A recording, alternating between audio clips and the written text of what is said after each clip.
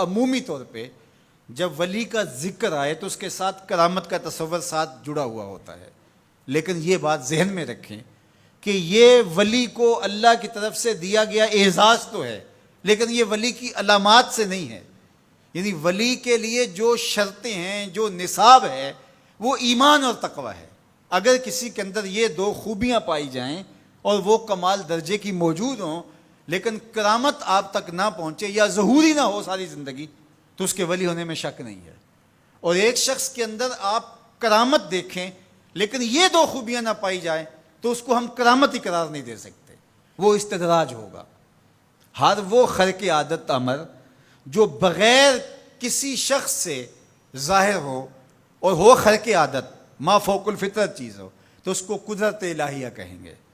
اور اگر وہ نبی کے ہاتھوں سے اعلان نبوت سے پہلے صادر ہو جائے تو اسے ارہاس کہا جاتا ہے، اعلان نبوت کے بعد ظاہر ہو تو اسے معجزہ کہا جاتا ہے، اور وہی چیز کسی ولی کے ہاتھ سے ظاہر ہو تو اسے کرامت کہا جاتا ہے، اور اگر کسی عام بندہ مومن کے ہاتھوں سے ظہور پذیر ہو تو اسے معونت کہا جاتا ہے، اور اگر وہی کام کسی کافر سے یا کسی فاسق و فاجر کے ہاتھوں سے ظاہر ہو تو اسے استدراج کہا جاتا ہے، جس طرح دجال کے ہاتھوں سے قرب قیامت میں ہوگا کہ وہ مارے گا بھی اور زندہ بھی کرے گا۔ اب استدراج میں اور کرامت میں فرق کرنا یہ عام آدمی کے بس کا روگ ہی نہیں ہے، وہ کیسے کرے گا؟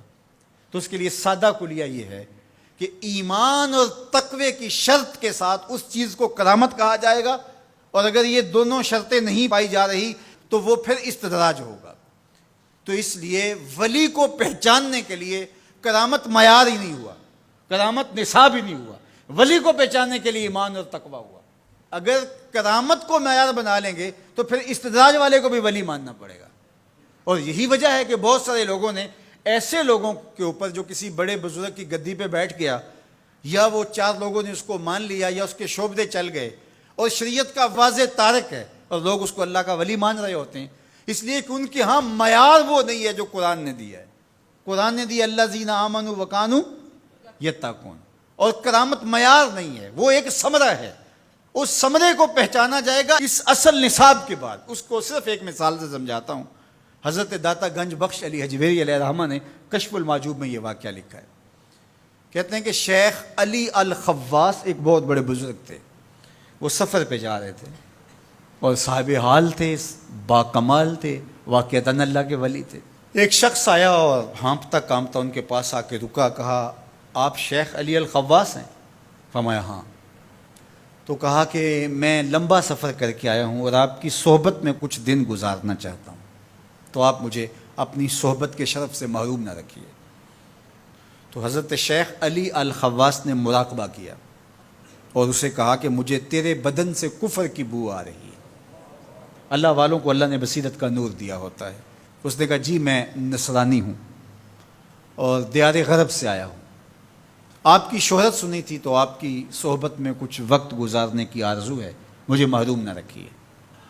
شیخ کہتے ہیں میں نے ٹالنا چاہا، میں نے کہا کہ میری صحبت میں رہنا بڑا مشکل ہوگا، تکلیفیں سہنا پڑیں گی۔ اس نے کہا جی میں گوارا کروں گا۔ فرمایا ٹھیک ہے۔ کہا کہ میں چلتا گیا اور وہ بھی میرے ساتھ تھا۔ 8 دن گزر گئے، کبھی کھانا ملتا، کبھی 2 لقمے لے لیتے، کبھی پانی پی کے گزر اوقات ہوتی، کبھی گھاس کھا لیتے۔ ایک دن اس کا وجود کپ کپا رہا تھا بھوک کی شدت کی وجہ سے۔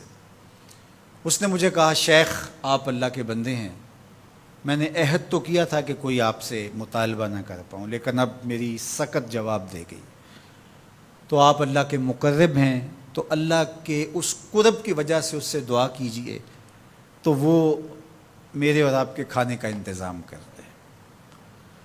کہتے ہیں کہ میں اس کی حالت کو دیکھ کر کے سجدہ ریز ہو گیا اور اللہ کی بارگاہ میں نے یہ دعا کی مالک اس کافر کے سامنے رسوا نہ کرنا۔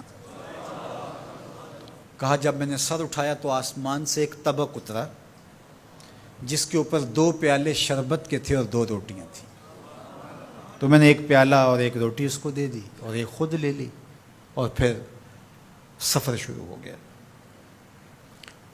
8 دن پھر گزر گئے، پھر ایک دن وہی حالت کہ اس کا بدن کپ کپانے لگا۔ تو میرے دل میں آیا کہ روز روز حالت ایک جیسی نہیں ہوتی، تو اس دن تو لاج رہ گئی تھی، تو کہیں آج یہ پھر نہ بول پڑے، تو قبل اس سے کہ یہ بولے میں نے بول کر کے کہا کہ تو بھی عیسائیوں کا بہت بڑا پیر پادری ہے، تو آج تیری باری ہے۔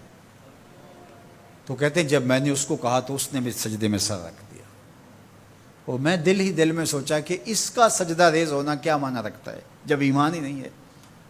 تھوڑی دیر کے بعد جب اس نے سر اٹھایا تو آسمان سے بھی طبق اترا، جس پر 4 پیالے شربت کے اور 4 روٹیاں تھیں۔ اس نے 2 روٹیاں اور 2 پیالے میری طرف بڑھائے، اور 2 پیالے اور 2 روٹیاں اپنی طرف کر لی، اور کہا کہ کل یا شیخ کھائیے۔ میں نے کہا میں نہیں کھاؤں گا، اس لیے کہ کرامت ہو نہیں سکتی، اور استدراج کا کھانا جو ہے وہ میں کھا نہیں سکتا، چونکہ تم کافر ہو تو میں استدراج کا کھانا کھاؤں تو یہ نہیں ہو سکتا۔ تو اس نے کہا کل یا شیخ، شیخ کھائیے اور میری طرف سے 2 مبارکیں وصول کیجیے۔ میں حیران ہوا، میں نے کہا کیا مبارکیں؟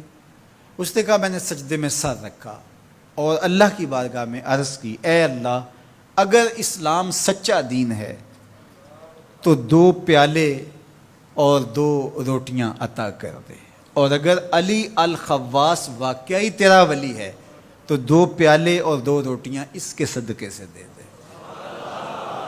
تو ایک تو آپ کو آپ کی ولایت کی مبارک ہو، اور دوسرا ہاتھ بڑھائیے اور مجھے اسلام میں داخل کیجیے، اسلام سچا دین۔